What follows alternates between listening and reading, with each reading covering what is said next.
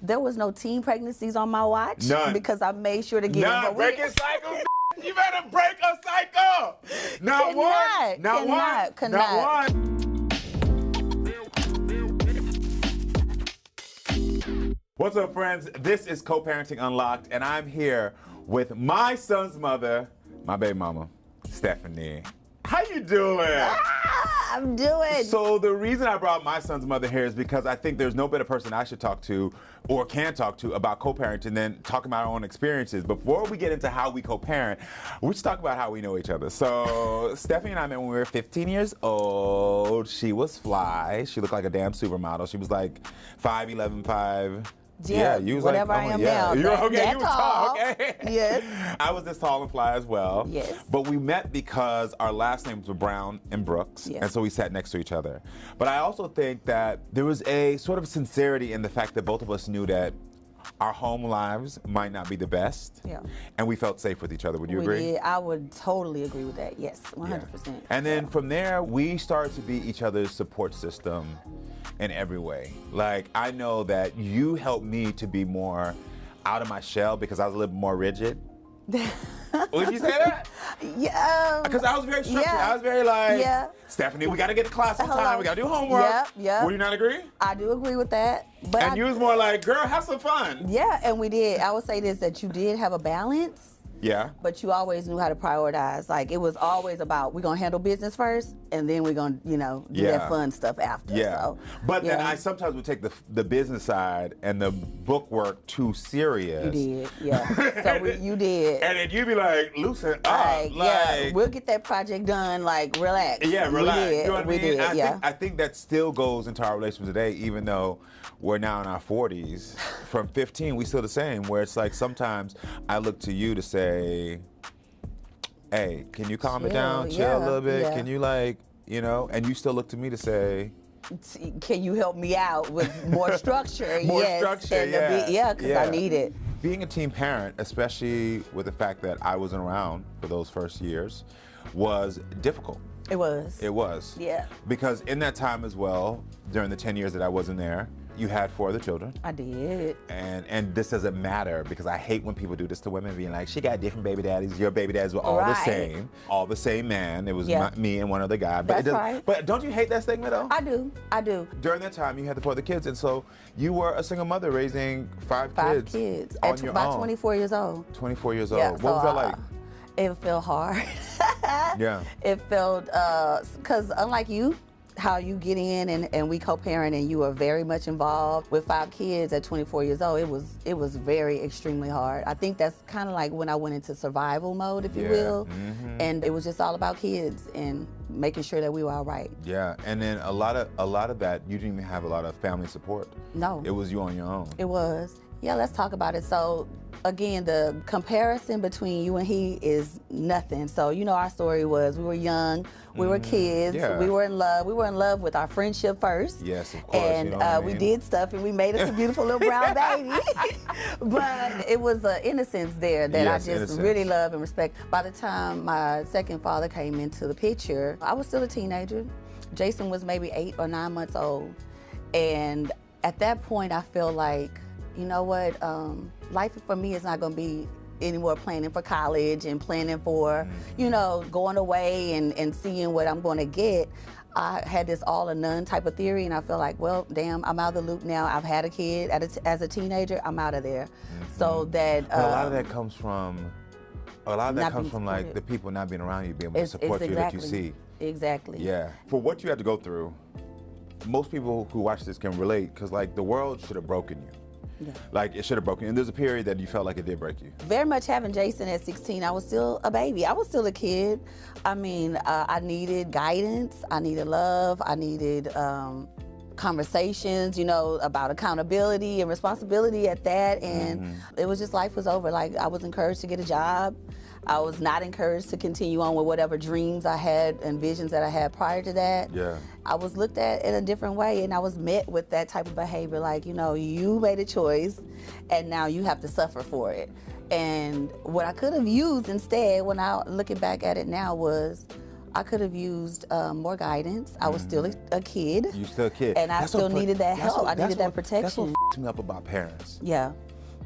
They're still a child. Yeah. And I don't understand when parents look at a kid, just because they made what seemed like an adult decision, all of a sudden you start treating them like they adults. Like if for 16 years, 15 years, we still don't know what we're doing. We get to 25, we still don't know what we're doing. We get to 30, we don't know what we're doing. Barely knowing, And then you at 16, and then all of a sudden it's like, well, you made this choice. You're grown now. Deal with it, And it's like a reminder, like, stop that. Support is always supposed to be there as a parent. You know what I mean? It is. And I'm sure that the lack of support kind of led me into, I didn't feel, I don't know, I didn't feel loved. Yeah. I didn't feel, again, seen, heard, or like, it changed the image in my mind that said, you know what, well, maybe she's right. It's time for me to be grown. I was not ready to be grown. I had made it, you know, we had made a beautiful baby. I don't want to say our baby was a mistake, because he's not. He's made in love and conceived in love, and we love him. But at the time, I was not ready. And my view of what being grown was, I didn't know nothing about that. I just knew that, okay, it's time to get a job, time to pay bills, and oh, now an older man wants to talk to me, which he was 24, I was 16. It's so funny when you go back in time and you think, you wish. What my daughter would have brought her, what? If my daughter, and I'm gonna say this, with all due respect and love, there was no teen pregnancies on my watch. None. Because I made sure to get None. Break a cycle. You better break a cycle. Not one. Cannot. My daughter was not gonna suffer. My sons were not. This is what I'm talking about with Stephanie. This is why we get. Listen, this is the things that Stephanie has been through. Again, I say should have broken her, but she was so conscious, even in moments of growth, that she was like, I'm not doing this. And so what statistics will tell you is that anyone who's a teen parent will make, their kids will usually be teen parents. My father was a teen parent. My grandfather was a teen parent. And so these things sort of replay themselves. And you were, even in that moment, was like, nah, none of y'all. None of y'all. And not one of them. Not one. Not one of them did. Not one of them. There was a lot of moments where you felt down, depressed, you know what I mean, where you had trifling ass come in your life. We're going to talk about a couple of them. All right, let's talk about the asses. Because that affected our co-parenting journey. It sure did. That affected our co-parent journey. You had moments where finances weren't right.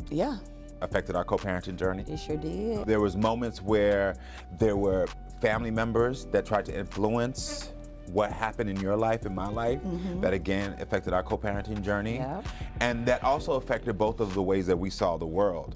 Those moments got you down, but now people can see that you're in a space where you are thriving. You're making your coin. Your kids are good. Yes, they are. You on your baby daddy show. Oh my God. What? The mother of my two sons, Stephanie Brooks. How do you feel about us as your parents? Oh, here we go. This is what we do. This is what we do. It's feeling so good. And so, how did you get to this place? And I know that, listen, growth is a continuation thing. But what got you here? One thing that it took was changing my mind. Like, I realized that I had thought wrong about who I was, and I had a bad or negative spin on who I was as a person. I compared myself a lot to other people and their successes, and oh, well, such and such has 3 kids, and she's doing this and doing that. And so I said, basically, like you're saying, stop the bullshit. There's no comparison in this life. This journey is my own. I have to make the decisions. I have to choose. It's time to start choosing some different things. The choices that I was making was leading me back to the same damn place that I did not want to be in. So it took a made mind to say, you know what, enough of this. It's time to heal and really heal for real. Like, let's heal so we can move forward empowered and help my babies. I'm gonna tell y'all the day I knew that Stephanie was serious about this healing growth. Sorry, and this is gonna be a little funny thing. Stephanie, her phone number used to change constantly. Oh God. Girl, it's the truth though. It is. It's the truth. Your phone number used to change. I had Stephanie in my phone as Stephanie 2005, 6, 10, November 18. And I remember all of a sudden the phone number stayed the same. For a long time. Oh my God. But I know this may seem stupid to somebody else, but that stability. That you then decided to keep for yourself meant I am on a path now where I am accountable for this bill. I'm accountable for everyone being able to contact me, communicate with me. Yeah. I'm accountable for my life. Yes. And that was a small thing. Somebody else might look at that and think that's stupid. Like, for me, that was big. Yeah, it was big for me too. I'm the one who was going. Listen, the financial struggle was real. Real. So 5 kids at 24 years old. And then, like I told you, the dad not being present. So me thinking about my healing, to be honest with you, the way we was raised was not at the top of my list of priorities. It was like survive. What you talking about? You sad and you need to do this and that and you need, it was pay the bills and so sometimes in doing that, I dropped the ball. I would drop the ball on stability because financially I couldn't afford it. It might be times when... Hold on, stop that, because somebody needs to hear that. I know your daughter didn't use protection, but she still needs your protection. She still needs your attention as well. And I hear you when you're saying you're embarrassed. I'm hearing when you say these things. I gotta be very honest with you. There's a lot of you that I see in myself. And I also understand that feeling of like, I am so overwhelmed trying to work, trying to do every single thing. I'm busting my ass. I'm trying to save every dollar. And I just get frustrated because I used to have this issue with my sons. I used to come home and one day I realized that I don't give them the same patience that I gave the rest of the world. Because somebody right now is judging somebody in their life, and they don't realize. They keep saying, why she don't do it? Why he don't do it? What's going on? You could not focus on stability because finance were more important. Right. And people don't get that sometimes. Hello. It's so easy to be like, well, why don't you focus on your mental health? Why are you not focusing on this and that? It's like when you're in survival mode. You don't see it. You don't can't see it. Nothing but we gotta survive. But you're in thriving mode now. Let me tell y'all something. Let me striving. Okay. So y'all understand why I love Stephanie so much, why I love my son's mother. We have the best relationship in the world. And so this whole series is gonna be about us co-parenting, how we deal with stuff, how we healed. I don't know if y'all can tell why I love her, because you can relate to what she's going through. So make sure you unlock all the co-parenting advice with Stephanie and I through this series the entire time. On the next Co-Parenting Unlocked. I filed child support in an effort to just locate Hold on, so I thought the state had did it when you did it. No. You went up there? Listen, I initiated it, yes. I never knew this. You just got something brand new. Come on, I always thought that this was the state. I've told this story a million times that Stephanie did not come after me. The state came after but let's add this. Let's add this, okay? Because there's more to the story. So there's more. There's more. Okay. Let me land. It's a little turbulent right now. Let me land.